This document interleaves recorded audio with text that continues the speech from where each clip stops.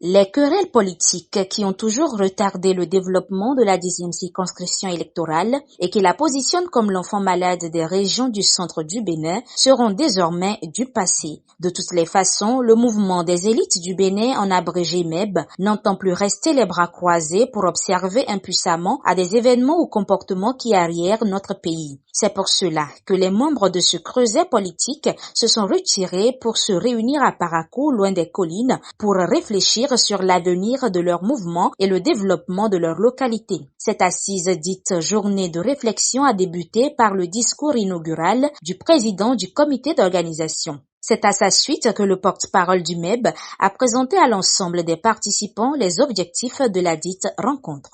Ce mouvement se creuset s'est fixé comme objectif le rassemblement de tous les enfants du Bénin en général, et particulièrement des filles et fils des communes de Glazoué, de Savet et de Ouessé, dans leur riche diversité, sans distinction d'origine, de sexe ni de religion.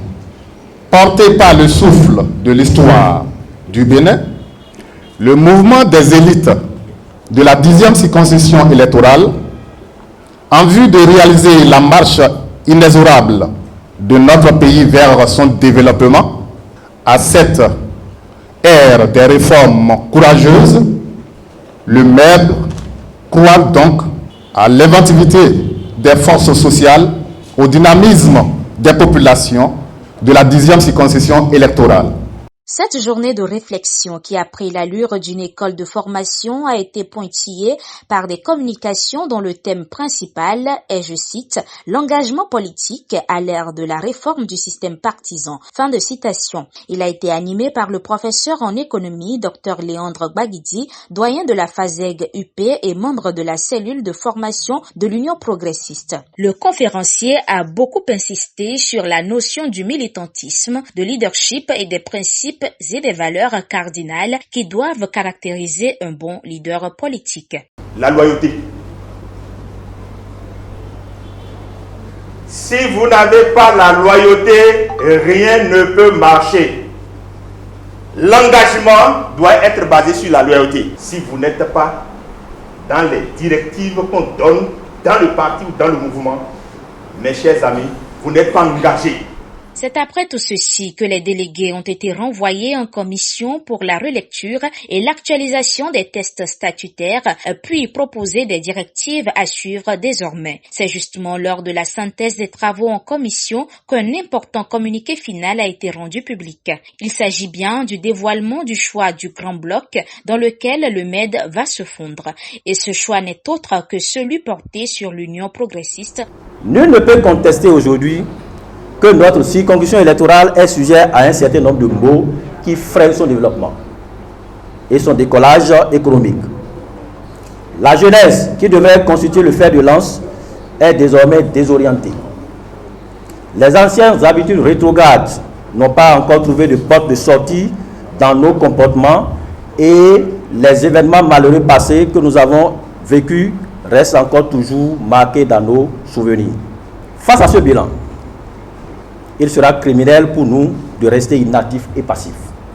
C'est pourquoi, conscient que c'est dans l'union, dans le respect des lois de notre République et avec dialogue sincère que nous pouvons nous libérer de ces fardeaux, le MEB a appelé ses membres à une réflexion profonde sur la situation.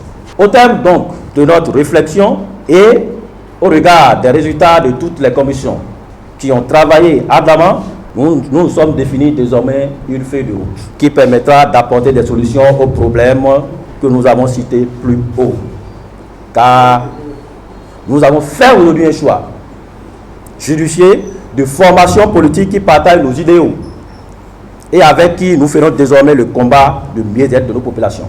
Oui, il ne peut en être autrement lorsqu'on sait que notre pays a depuis un certain moment amorcé un tournant décisif de l'union de ses filles et de ses fils.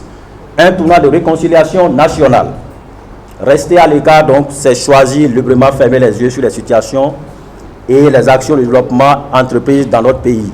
Ce matin, nous avons accordé nos violons afin d'accompagner le chef de l'État, son Excellence, Patrice Talon dans sa vision de faire de notre pays un pôle de développement économique et un lieu attractif pour des investisseurs étrangers. À la fin des travaux de nos commissions, à la fin des réflexions réfléchies et sérieuses, le mouvement des élites du Bénin a choisi de se joindre à l'Union progressiste. Signalons que les participants de cette journée sont venus des 27 arrondissements des 3 communes qui composent la 10e circonscription électorale.